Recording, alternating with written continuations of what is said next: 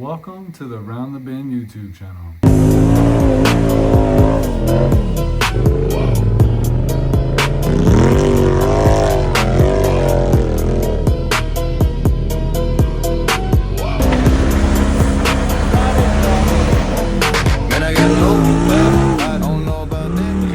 This is the first video of the channel, and we're going to be installing an Aftermarket Assassin's S3 clutch kit in my 2025 RZR XP 1000. What that's going to entail is we'll get a baseline from bone stock. Nothing's been adjusted. I have installed 32-inch tires. It came stock with 30s. The cage, the kickers, and the rear bumper obviously have added weight. So those will be my baseline runs with just the current setup that I have.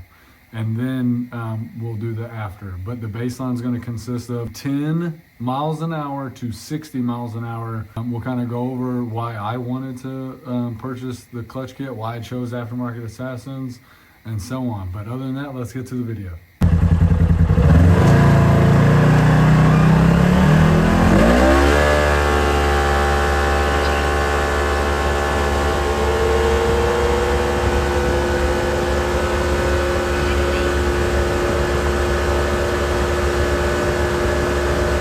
All right, so we're back from the test runs. It is freezing cold outside. Looking at the 2024 plus RZR XP clutch setup. Now, it's only one sheet of instructions. Down here is the chart that kind of goes over basically the description. So it has the S1, S3, and basically, if you have 29 to 30 inch tires, you set up your weights for this. 31 to 32 inch tires, setting up for that. 28 to 29 inch paddles, you do it this way. And then your peak RPM at 50 mile an hour. You may be wondering why we were doing the 10 to 60 runs. Well, it specifically says here in the in the kit to make those runs so that way you can actually glance down and see your RPM when you cross 50 miles an hour. I know that's a lot, so I'm not going to read the entire instructions for you, but we'll go over a couple of things, right? It comes with a brand new primary and secondary springs. I opted for the high load helix, which is the 1067. Here are the arms. So obviously it comes with 3 new arms. I've already preloaded mine with the recommended weights, right? So they give you plenty, and another plastic washer there. We'll go ahead and remove the ducting. Obviously that's just hose clamps. Keep in mind, yeah, I've never done this before, so let's hope it turns out good.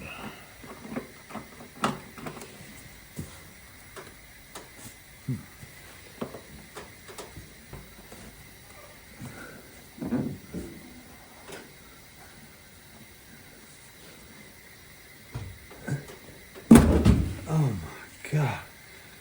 And you definitely gotta, I mean, this is a 2025 machine for me, and it's you know, that was pretty tough, but you want it on there pretty good, obviously, right? I was told these were 8 mils. Let's see if they're right. All right.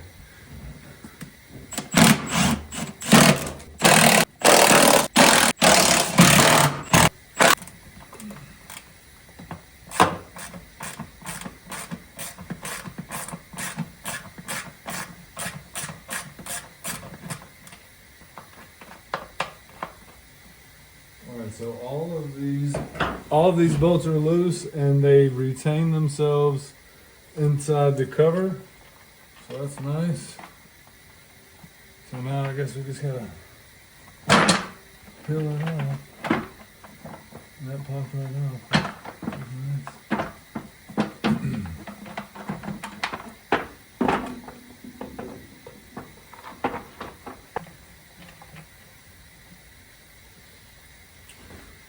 All right, let me grab a socket ratchet and take that shock rope out.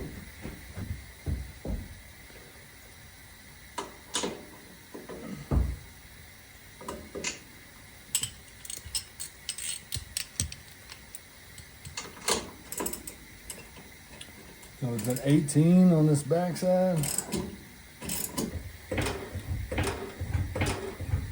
We're just going to tap this bolt on the lower shock mount just ever so slightly. And then while that shock introduced itself as a problem for clearance, my phone also became an issue with storage. So lucky for me, I had to figure all that out. I think we got it. All right, just like that. So this is our secondary, primary. We'll go ahead and remove this. Look at that dust kind of build up there. We'll remove this as stated in the directions, being careful not to lose any of that stuff.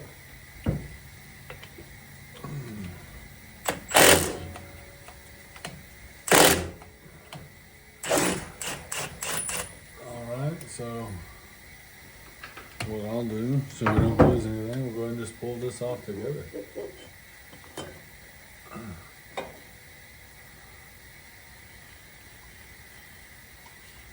So there you see those rollers, right? That's what rides in this helix right here.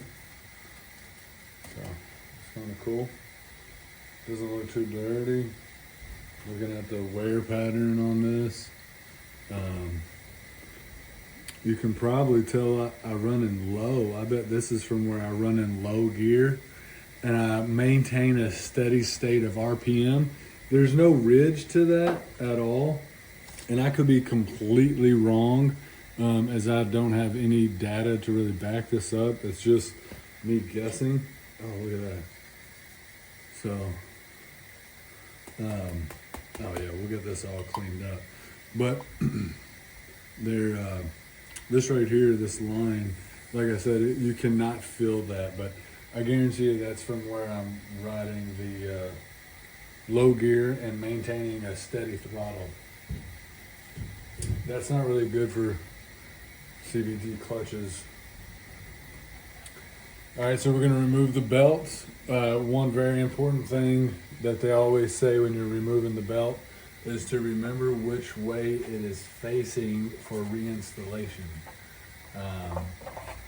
And I'm gonna go ahead and recall made in US. Oh, so look at that. Basically, you can read Polaris and this part number normally. So from left to right, which is cool. And then it says to go ahead and pull this off as well.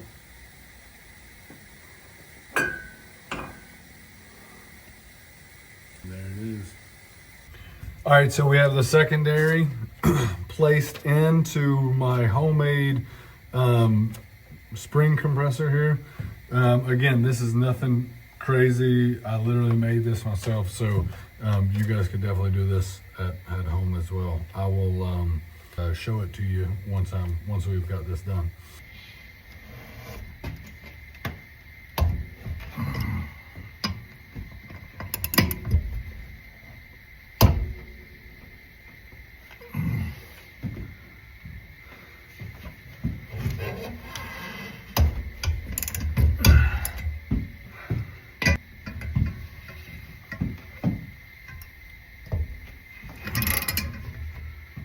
All right, my goodness, those are loose. Let's go ahead and go back to our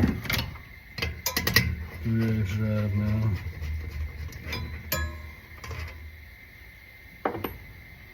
Doesn't look like there was any thread locker on them.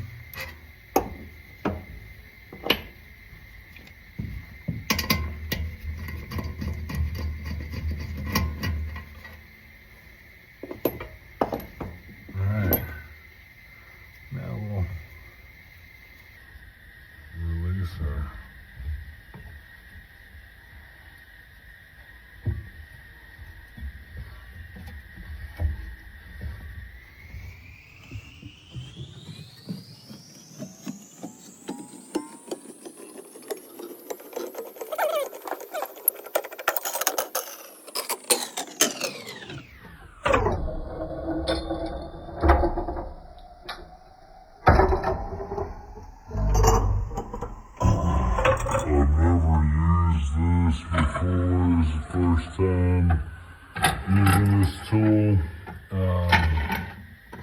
Obviously, it looks like I gotta trim it down a little bit. So, we'll get this in there.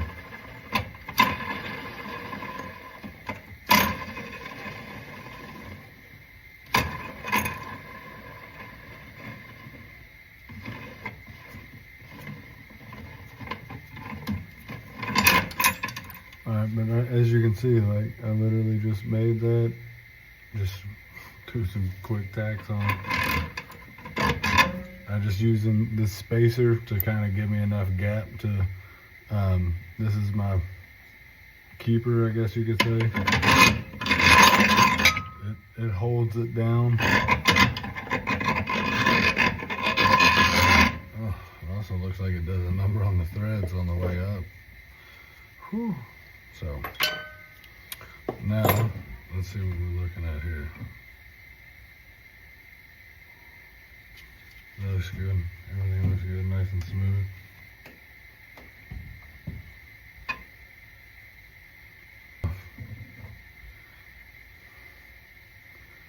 Here's the old spring.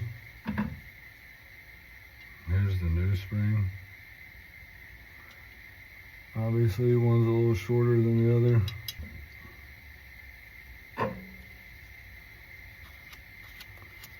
Here's the old helix. Let's go ahead and compare them. Quick difference that I noticed is this line right here. Like, this goes up and a nice gradual line that's changed right here.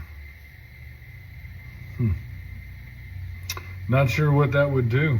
Not sure what that would do as far as differences, but I'll clean that off. Remember, I'm using the 1067 high load helix from Aftermarket Assassins.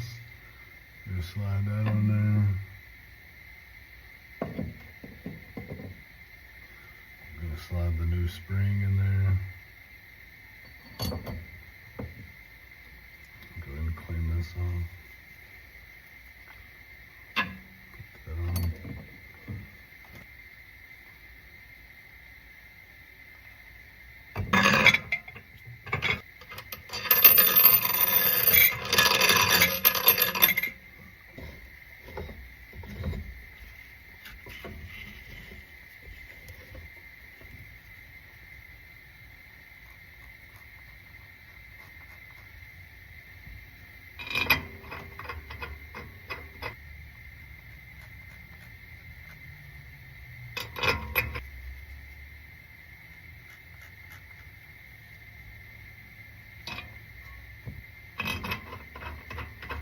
We're going to be torquing these to 32 foot-pounds.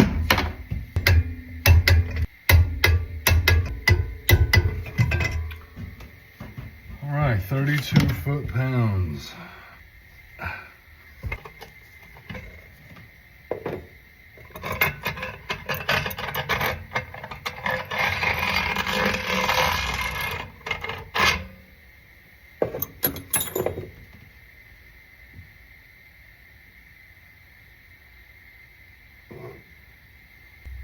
We're good to go.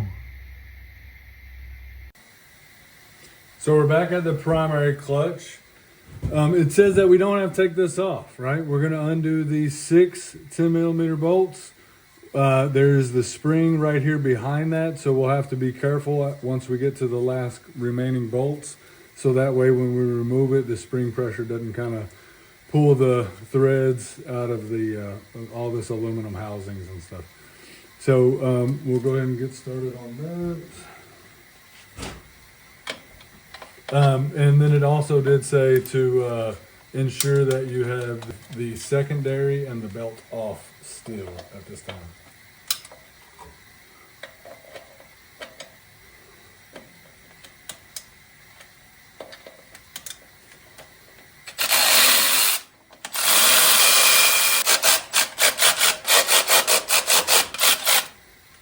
Alright, so those should all be loose. And then so this will come out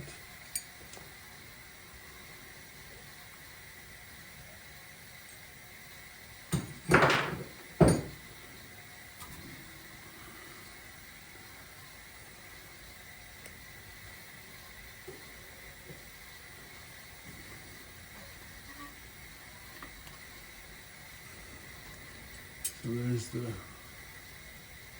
difference between the new primary. It's a little taller, and I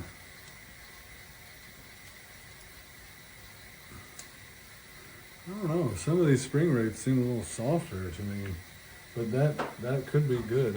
That's probably what you want.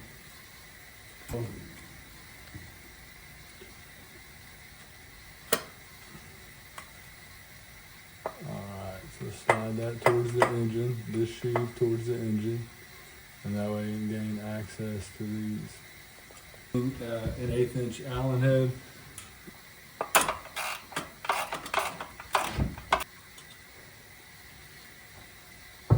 Alright, so this is what we've taken out. This is what's going in there.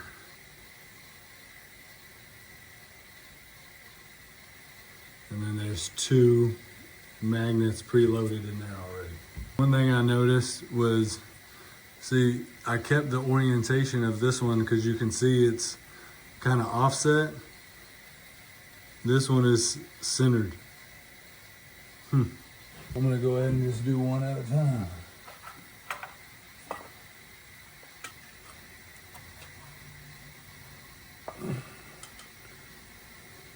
All right, last one.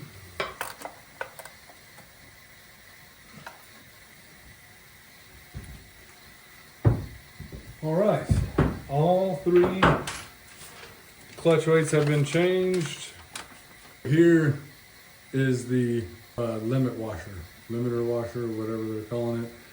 It's gonna replace this guy right here.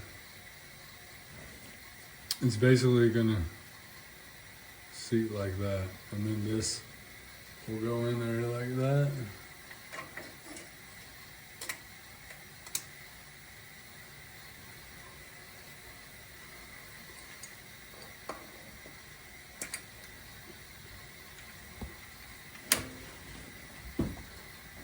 Okay, yeah, and we'll bring this, go ahead and bring that sheave back out if we can. Yeah, come on, baby.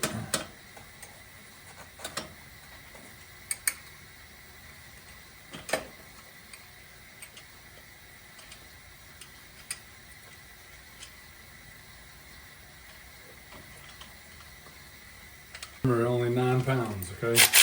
That's what they're saying, 9 foot-pounds.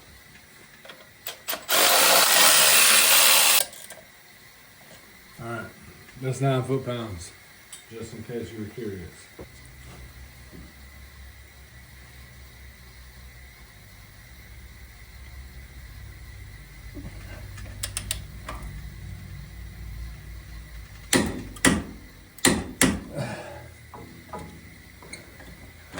Well, that is torqued.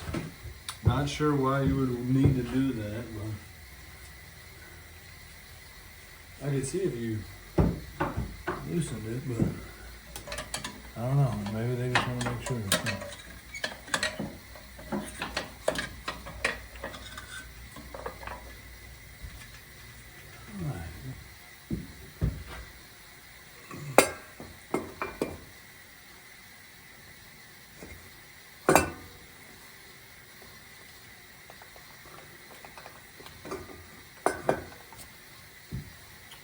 So, Polaris, where we could read it left to right.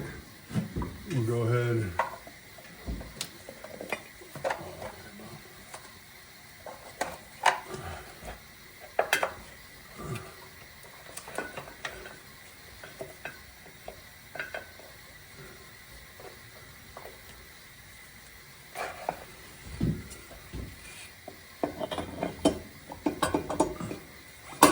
Counterclockwise. All right, guys, so my phone had cut out, but I ended up, this went on right. This bolt just gets torqued down to 25 foot-pounds. We're gonna start this up. I did button up the lower shock bolt, ended up removing the lower sway bar mount bolt, so that way, or the bracket bolt, so that way I could get more room to swing the shock in and out. I'm gonna leave the cover off because in case I need to do any weight changes. I don't think I will have to, but my RPMs need to remain within the spec. So we're gonna go ahead and start this thing up so we can see the sheath in action here.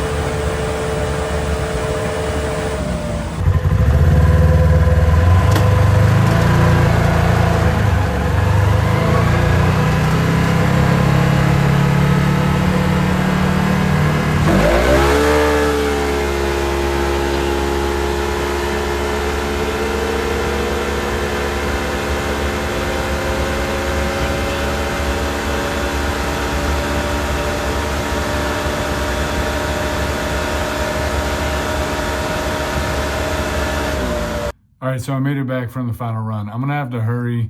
Once I get this YouTube video uploaded, I'll be able to delete a lot of stuff on my phone so that way I have way more available space.